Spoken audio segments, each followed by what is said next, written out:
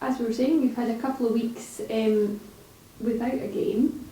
The last game was, of course, that victory over Partick Thistle. How much confidence has that given the squad, do you think?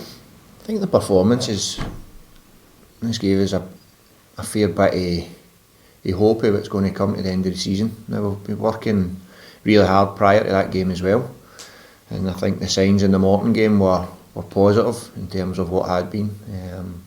Defensively as a unit we were really good. I thought down at Morton we conceded a goal for a set play, a deflection on a free kick, but barring that I don't think we were really troubled defensively, and we took that into the Partick game and looked very comfortable. But going forward I thought we looked more of a threat, and what we had been working on you could see. So and some would say, does the break maybe take a wee bit of that away? But I think the opposites gave us a chance to get people up to speed. We've obviously Cammy Kerr and Jordan McGee back in the group as well, so we're a lot stronger going into this game than we were at Partick, or here against Partick. How much do you feel that victory was really needed at this point in the season? It was massive. Look, you just need to, you look at our Broth have jumped us again, so every week now there's a huge game, and every 3 points is between now and the end of the season for all the clubs round about is going to be massive. So it was a big 3 points, but performance wise is what we always look for. And I'd have taken it if it was a 1-0 and a terrible performance, but ideally you want the performance or the result that matches the performance, and we got both. I think against Partick it was as comfortable as we've been, but it was 90 however minutes of football. We need to take that on to Saturday again. And as you say, everything's very tight in the league, but a victory this weekend, potentially, depending on other results, could take you in joint second with Inverness. How much of an incentive is that for Dundee this week?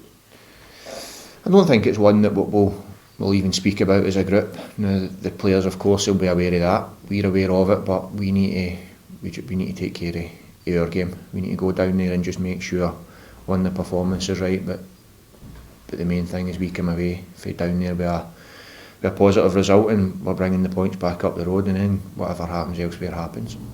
How important do you feel it is that Dundee finish second this season? First and foremost, it's really important we're finishing the playoffs now, where we are, and I think it would be, from my point of view, pretty foolish to just turn around and say that's our aim. Now, our Broth have shown, I think they're there to stay. I know they'll be saying Dick and Ian will be saying they're not, and they'll be batting everything away, but they've been in this race for too long now, and there's another couple of teams, so we just need to concentrate on Dundee Football Club and getting through this batch of fixtures and coming out it positively. James, you've had periods this season where results have been up and down. You've had runs where you've gone 4 games without a win, 3 defeats on the trot. Now that we're heading into the last third of the season, do you think you can afford to go on another run like that, for example 3 defeats in a row, if you're to make the playoffs? Do I think we can afford that? Absolutely not. Now, I don't know if that had to happen, could you? Possibly, but no, at this stage I think that would be really, really criminal. Performance-wise, it's not just the 3 games you lose, but it's the picking people up, and it's then getting a team on the pitch that you think at that stage of the season that could go out and handle the pressures of having to win that very next game. And we're at a crucial point now where we need to be consistent. We've been crying out for it all season, and it's never came. More than, I don't think you can, even the 3 victories, I don't think you can look at that and say it was a consistent run. It was 3 games, and I think that the Morton game out there we were poor in. We got over the line, and you maybe look it down to at the end of a big week, but it still wasn't convincing, is what I'm trying to say now. What we need to do now is put our own convincing performances together. I believe we're doing that, then the positive results will come. But can we afford another run like before? For me, no. What do you think you can do to prevent that happening? Does it come down to confidence? Is it concentration? I think it's about everything. I think we've started that. I think I'll go back to although we come away with Morton with just a point, I think a lot of teams go down there and struggle. And yeah, of course, we're disappointed it was only a point, but it became a half decent point if we took care of Partick here, which we've done. Now that's not the case for every away game. You don't just say you'll accept that, but in the run we were on, so we needed something. We needed a performance, And it was one I was pleased with, and I go back to it because we had 3 players in the squad that met each other for the first time at pre-match meal, and then they can go out, and Christoph was excellent in it as he was out there. So him coming into the group, you say what can make us more consistent? Your players, your squad being fit, and playing with the confidence of a team that's had a couple of decent performances but taking it on for there, and no fall into the traps that we've done this season. As I say, the squad's healthy, we're stronger now going into this game than we were against Partick, so everything's positive at our side. You talked about Morton away being a good point. Would Queen of the South away be a good point? No? I answered that as well.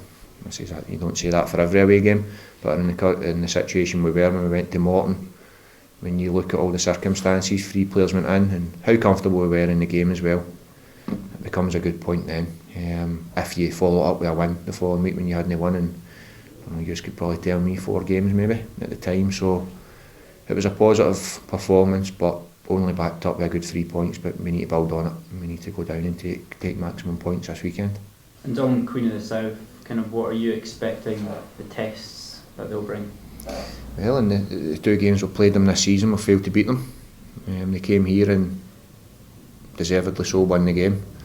I think we almost snatched it, and we all know the game we're talking about, but in Queen of the South, for me, they've got one of the league's best players, so they're always a threat.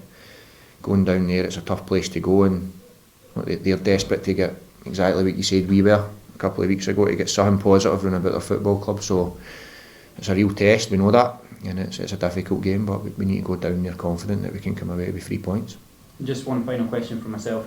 A few weeks ago, we were chatting about the Swedish trialist Simon Silverholt. Is there any update on that situation? Yeah, he's gone back. Mm-hmm. Yeah, and as I say, look, the squad is what it is now, unless something pops up like we always say, we're always working, but we're quite happy with the squad we've got going forward, with the ones that had the surgery, and Cammy and Jordan McGee back involved. Jamie Ness is running, and we've obviously got Andrew Nelson back, who get some game time against Partick as well, so Christoph adding to it, and Tom Fields getting up to speed as well, so we're pretty strong. You're one of the clubs in the league that manages to have a chance to play on grass pitches as well as plastic pitches when you're training. Do you think that kind of gives you an advantage when you go to clubs like Queen of the South? I don't know. Again, I think this is a tough one. Personally, I don't like them, the pitches, but I don't think the players look into it too much genuinely. Now, you might have 1 or 2 that don't like it, but I can probably guarantee you've got 1 or 2 in Queensy's squad that don't like it as well. It's just it's the way it is, we know that now, and sometimes the weather dictates.